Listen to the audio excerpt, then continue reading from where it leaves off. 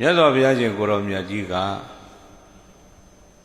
ဓမ္မောဟဝေရက္ခတိဓမ္မစာရိ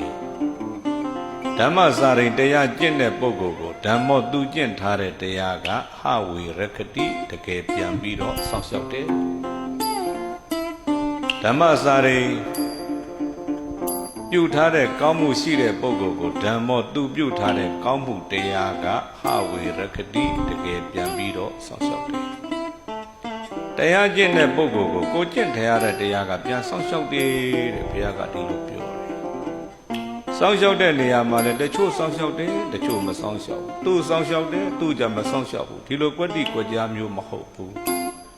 ဟဝေရက္ခတိတကယ်ကိုစောင့်နေလို့ဒီလိုပြောတာ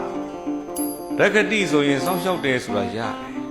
ဟဝေဆိုတာကတကယ်ကိုစောင့်ရှောက်တယ်လို့မြတ်စွာဘုရားကဒီလိုပြောပါတယ်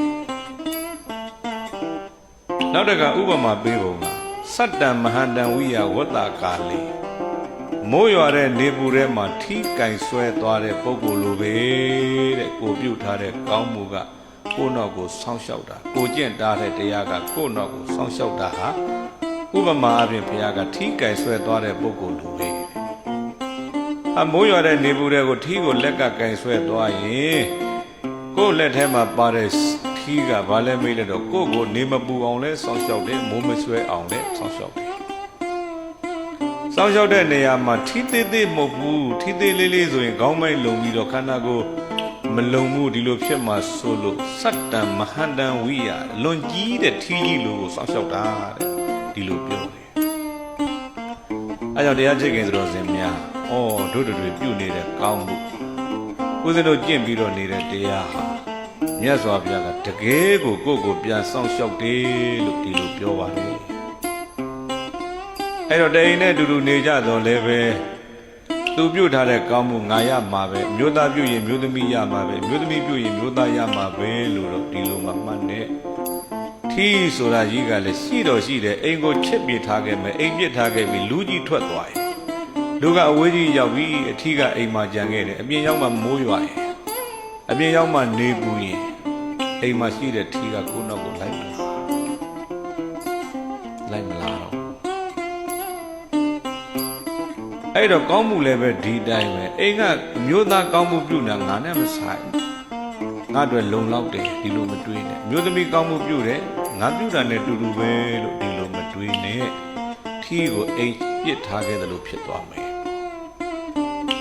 အဲကြောင့်ပြုခြင်းအလိုအကုသိုလ်နဲ့ကုသိုလ်တရားကံနှစ်ပါးကမရပြုရာစိတ်မပါလင်လင်မမရလင်ပြုကလည်းမရအိမ်သူစိတ်မတူတော့မှတ်ယူမှန်စွာမရရဘူးသူဇာမာကအသက်ရှာ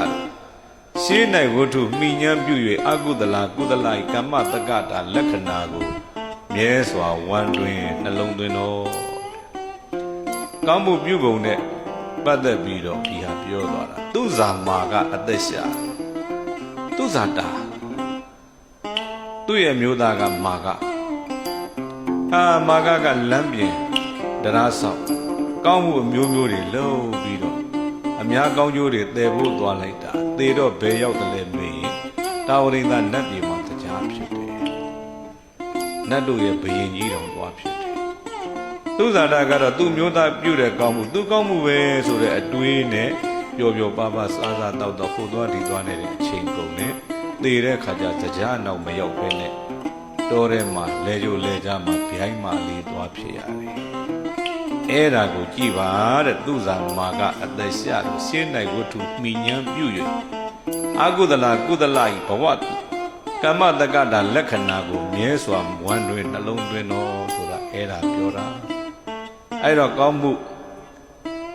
ပြုတဲ့နေရာမှာသူတော်ကောင်းတို့တွေမရပြုရင်လည်းလင်ကစိတ်တူရမယ်လင်ပြုရင်လည်းမရကကြည်ပြူရမယ်ဒါဆိုရင်တမစိတ်တာတမသဒ္ဒါဆိုရင်တော့ကောင်းမှုဟာအရာတူတယ်လို့ဒီလိုလဲနားလဲပါအဲ့ဒါဆိုရင်ကိုသွားတဲ့နောက်ထီးတကောက်ကောက်ပါတယ်နောက်ဝင်တော့သူပြုတာကိုရမှာပဲလို့တွေးလိုက်ရင်လို့ထီးအိမ်ပြစ်ပြီးလူကအပြင်ထွက်တယ်လို့ဖြစ်တတ်တယ်ပေါ့ကုသိုလ်ပုံညပြုကြလှင်လင်းကိုပြုနိုင်မှကိုကပိုင်ရှင်ထီးကိုလက်ဆွဲသွားရတယ်လို့ပင်ကုသလပြုကြမြန်မြန်ပင် အဲကြောင့်ကုသိုလ်ပုံညဆိုမြန်မြန်ပြုကြပါကိုပြုနိုင်မှသာကိုကပိုင်ရှင်ဖြစ်ပါတယ်တဲ့ဥပမာပြင်ထီကိုလက်ဆွဲပြီးတော့သွားတဲ့ပုဂ္ဂိုလ်ကကိုယ်လက်ထဲမှာပါတဲ့ထီကနေမပူအောင်မိုးမဆူအောင်စောင့်ရှောက်တယ်လို့ပါပဲအဲ့တော့ကောင်းမှုကုသိုလ်ဟာလည်းစောင့်ရှောက်တယ်လို့ဒီလိုမှတ်ကြပါအဲကြောင့်တရားချစ်ခင်ဆိုတော်စဉ်များမိမိတို့ပြုတဲ့ကောင်းမှုဟာမိမိရဲ့နောက်တကောင်းကောင်းလိုက်ပါတယ်ဥပမာအဖြစ်တော့ထီပမာလိုပါပဲမိမိကျင့်ထားတဲ့တရားကမိမိကိုပြန်ပြီးတော့စောင့်ရှောက်ပါတယ်ဥပမာအပြင်ထီကိုကင်ဆွဲပြီးနေပူတဲ့မိုးရွာတဲ့သွားရတယ်လို့ပါပဲအဲကြောင့်မိမိကိုအမြဲတစေအရေးပေးမဲ့အေးဓာတ်ကိုပေးမဲ့ကောင်းမှုများများပြုပြီးတော့မှမိမိတို့ရည်မှန်းတဲ့ဘဝတည်ဟူသောထက်စခန်းတက်လှမ်းနိုင်တဲ့ပုဂ္ဂိုလ်များဖြစ်ကြပါစေလို့ဆုတောင်းပေးရင်းနဲ့ပဲဒေသနာဏီကုံကပ္ပဖုံးကြပါစို့